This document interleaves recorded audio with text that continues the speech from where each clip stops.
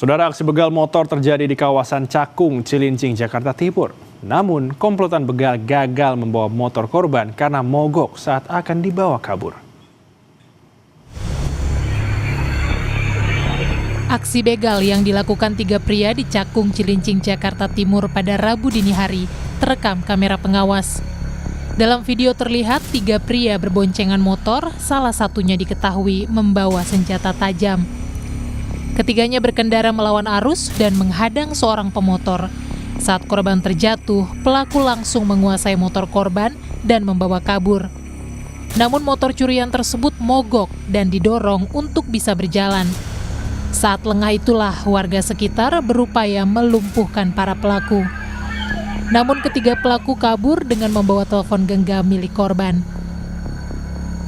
Korban dalam posisi sendiri sedang berhenti dan selanjutnya para pelaku kurang lebih berjumlah 3 orang sempat memutar balik ke depan PTHK dan menghampiri korban dan melakukan tindak pidana pencurian dengan kekerasan.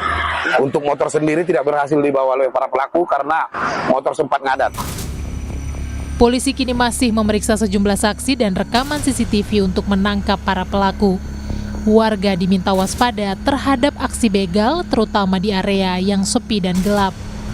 Stefanus Wangge, Kompas TV, Jakarta.